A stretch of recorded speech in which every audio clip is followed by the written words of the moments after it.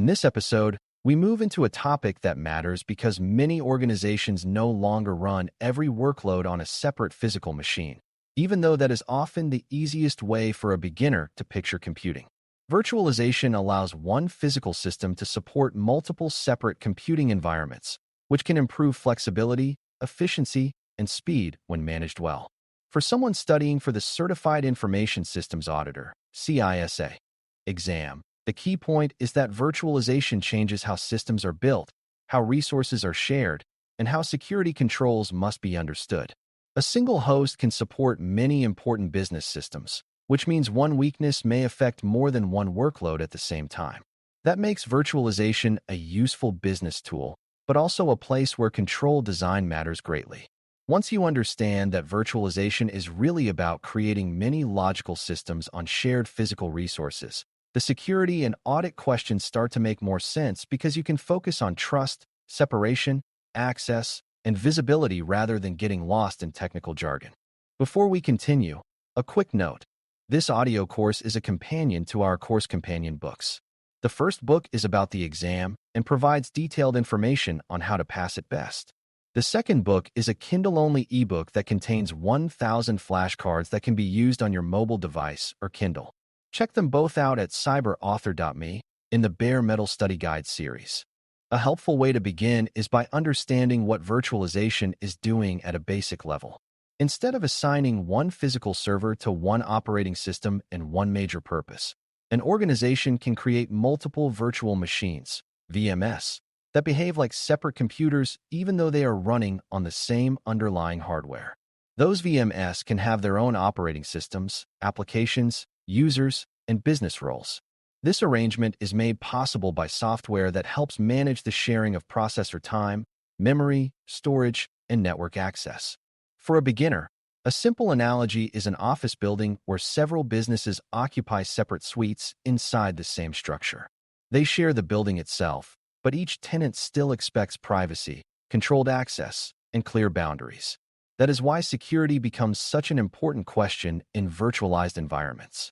The organization is depending on separation to remain strong, and it must make sure that one VM does not gain inappropriate influence over another or over the shared infrastructure supporting them both.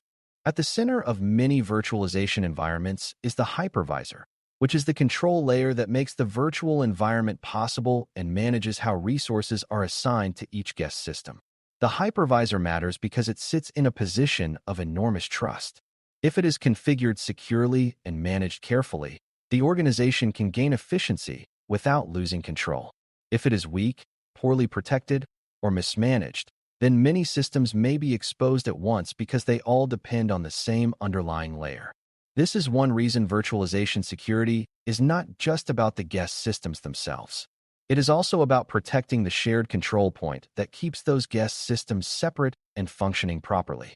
For CISA learners, this should sound familiar because auditing often focuses on highly trusted components. A hypervisor is important not because it is technically interesting on its own, but because it becomes a critical dependency for confidentiality, integrity, availability, and recovery across many workloads that the business may treat as separate systems. One of the biggest security ideas in virtualization is isolation. In a strong design, each VM should behave as if it is separate from the others, even though they share the same host. That means a problem inside one machine should not automatically spread into the others or into the control layer beneath them. Isolation supports confidentiality by limiting unwanted access, supports integrity by reducing interference, and supports availability by helping contain failures or attacks. A beginner mistake is to assume that because a system looks separate on the screen, it must also be securely separate in practice. In reality, isolation depends on sound architecture, careful configuration, and disciplined administration. If administrators create overly broad management permissions, weak network rules, or unsafe sharing arrangements, then the benefits of virtualization can be weakened. Auditors therefore care about how isolation is enforced, not just how it is described. They want to know whether systems with different sensitivity levels are placed appropriately, whether controls are tested, and whether leaders truly understand the risks of putting many important workloads close together on the same platform. Another important concern is concentration risk, which means virtualization can place many business services onto a smaller number of physical hosts. This is part of what makes it efficient, but it also means the impact of failure can become much larger.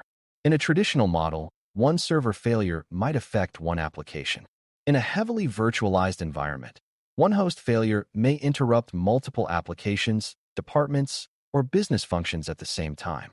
The same concern applies to storage systems, management platforms, and shared network paths that support the virtual environment. Security and resilience, therefore, need to be considered together. The organization cannot simply celebrate efficiency without also thinking about dependency and impact. From an audit perspective, concentration risk raises questions about high availability, failover design, backup arrangements, capacity planning, and recovery testing. It also reminds beginners that security is not only about stopping intrusions. It is also about understanding where the environment has become fragile because many critical services now depend on a smaller set of shared resources. Access control is another major theme because virtual environments often have powerful management tools that can create, modify, start, stop, copy, move, or delete VMs quickly. That power is useful for operations, but it also creates serious risk if it is not tightly controlled. An administrator with broad access to the virtualization platform may be able to affect many systems at once, including systems that belong to different business functions or sensitivity levels. Least privilege matters here just as much as it does anywhere else. Administrators should have only the permissions required for their specific responsibilities, and highly sensitive actions should be restricted, reviewed, and logged. Separation of duties is also important because the same person should not always have unchecked authority over creation, approval, operation, and review. For a CISA student, this is a classic audit pattern. The technology may be modern, but the control logic is familiar. Whenever a platform centralizes power, the organization needs stronger identity controls, clear role design, periodic access review, and monitoring that can show what privileged users actually did over time. Configuration management becomes especially important in virtualization because these environments are built for speed and flexibility. Teams can create new VMs quickly, duplicate existing ones, adjust resources, and move workloads across hosts or clusters in ways that support fast business change. That convenience is valuable, but it can also create weak control if the environment grows faster than governance. A poorly managed virtual environment may suffer from VM sprawl, which means systems are created and left running without clear ownership, purpose, classification, or review. Old machines may remain online long after the project that needed them has ended, and forgotten systems often become weak points because patching, monitoring, and accountability start to fade. Good security controls, therefore, include inventory, approval, naming standards, lifecycle management, and secure baselines for new VM creation. Auditors pay close attention to these issues because unmanaged growth is a strong signal of weak discipline. If the organization cannot say what exists, who owns it, and why it is still there, then many downstream controls are likely to be weaker than they appear. Network security inside a virtual environment also deserves special attention because traffic between VMs may not always flow through the same visible paths that beginners imagine in a physical network. Virtual switching and internal traffic can allow systems on the same host or within the same virtual environment to communicate in ways that may be efficient but less obvious to teams used to traditional network boundaries. This means organizations need to think carefully about segmentation, traffic rules, monitoring, and whether sensitive systems are placed in appropriate virtual network zones. Just because systems share a physical host does not mean they should be free to communicate without restriction. Strong design still depends on limiting unnecessary pathways and watching for unusual behavior. From an audit perspective, this is important because weak internal separation may allow lateral movement if one guest system is compromised. The key question is whether the organization has extended familiar network control ideas into the virtual environment rather than assuming that internal virtual traffic is safe by default simply because it stays within a shared platform. Storage is another area where virtualization changes the control picture. VMs often depend on shared storage resources that support performance, migration, backup, and recovery. This creates efficiency, but it also means important data from multiple systems may sit close together on the same supporting infrastructure. That raises questions about confidentiality, access control, retention, and deletion. A copied VM image or a snapshot may contain sensitive information, safe credentials, application settings, and records that deserve the same protection as the running system itself. Beginners sometimes focus only on live systems and forget that stored images, templates, backups, and snapshots can create equally serious exposure. Good controls, therefore, include protected access to storage, clear rules for snapshot use, secure handling of templates, and processes that remove unneeded copies in a timely way. Auditors want to see whether these supporting artifacts are governed properly because they often become blind spots. A secure VM can still create risk if its image is copied carelessly, retained too long, or accessed by people who do not need to see the data it contains. Patching and hardening also remain essential in a virtualized environment, even though the platform may feel abstract compared with a traditional server room. The hypervisor, management console, guest operating systems, and supporting tools all need appropriate maintenance and secure configuration. A common misconception is that virtualization somehow reduces the need for routine discipline because the environment is modern or centrally managed. In reality, it often increases the need for discipline because problems in the platform layer can affect many systems at once. Hardening means reducing unnecessary services, closing unneeded access paths, setting secure defaults, and making sure the environment begins from an approved baseline rather than from convenience-driven settings. Patching means addressing known weaknesses before attackers or internal failures can take advantage of them. For auditors, the point is not whether every component is perfect. The more important question is whether the organization has a repeatable process for identifying weaknesses, prioritizing them based on impact, applying changes carefully, and documenting that the environment remains aligned with policy and risk expectations. Monitoring and logging are especially important because virtual environments can change quickly and may hide a lot of important activity behind centralized tools. Administrators may create or delete VMS, adjust permissions, move workloads, change network settings, or access management features that affect many systems at once. Without good logging, those actions may leave too little evidence for investigation or audit review. Good monitoring should cover the management layer as well as the guest systems, because activity at the platform level often matters just as much as what happens inside a single VM.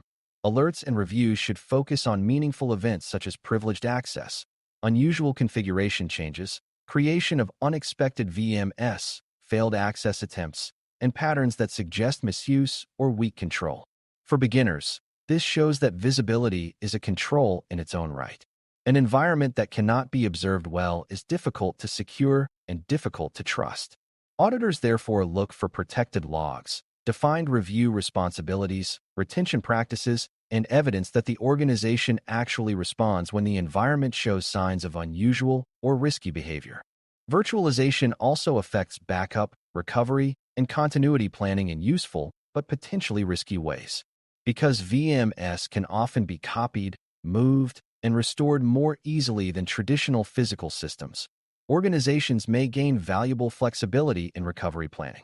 They may be able to restore services faster, replicate workloads more efficiently, or test failover in ways that support resilience. At the same time, that same flexibility can lead to overconfidence if leaders assume that mobility automatically equals recoverability. Backups still need to be valid, protected, tested, and aligned with business priorities. Recovery planning still needs to account for dependencies such as shared storage, host capacity, licensing, management access, and network availability. An auditor reviewing virtualization controls will therefore look not only at whether backup features exist, but whether the organization has demonstrated that critical VMS can actually be recovered within required time frames. This is another reminder that useful technology features do not replace governance. They only become reliable controls when they are planned, tested, and supported by clear operational ownership. When auditors examine virtualization, they often use techniques that connect design review, technical evidence, and control testing. They may begin by identifying the scope of the environment, the critical hosts, the management systems, and the business services running on VMS. They may review architecture diagrams, access lists, secure configuration standards, build procedures, patch records, logging settings, backup evidence, and incident history. They may also compare inventory records with what actually exists to see whether unauthorized or forgotten VMS are present. Inquiry is useful, but evidence matters more, so a strong audit usually checks whether claimed controls can be demonstrated through settings, records, and repeatable processes. For a beginner, the important lesson is that audit techniques in this area are not magical. They are extensions of familiar audit thinking into a shared and dynamic environment. The auditor is still asking whether controls are designed well, operating effectively, and aligned with business risk, but the evidence now includes the management layer that makes virtualization possible. It also helps to clear away a few misconceptions that can mislead new learners. One misconception is that virtualization is automatically insecure because many systems share one host. Another misconception is that virtualization is automatically secure because centralization makes management easier. The truth is that either outcome can happen depending on how well the environment is designed and governed. Shared infrastructure can be very well controlled, but only if isolation, access, monitoring, and lifecycle management are handled carefully. Another misunderstanding is that auditing virtualization requires deep engineering expertise in every technical detail. In reality, the auditor's job is to understand the control objectives, identify where trust is concentrated, and gather enough evidence to judge whether the safeguards around that environment are appropriate and effective. That means a beginner does not need to become a platform specialist first. What matters more is learning to ask the right questions about separation, privileged access, supporting dependencies, evidence of review, and whether fast operational convenience has quietly weakened important controls. Virtualization security controls and audit techniques should feel less like a narrow technical specialty and more like a practical extension of core control principles into a shared computing model. Virtualization changes the way systems are built and managed, but it does not change the need for clear boundaries, strong access control, careful configuration, good visibility, tested recovery, and disciplined governance. The main lesson for the CISA learner is that virtual environments concentrate both opportunity and risk. They can make operations more efficient, but they also place great trust in shared layers that deserve close audit attention. When the organization protects the hypervisor, limits privileged access, manages VM lifecycle carefully, monitors the management plane, and treats supporting images and storage with the same seriousness as live systems, virtualization can support the business very effectively. When those controls are weak, the efficiency of the platform can simply allow mistakes, misuse, or failures to spread further and faster than leaders expected. Thanks for listening. For more audio courses, daily newsletters, and more, please visit baremetalcyber.com.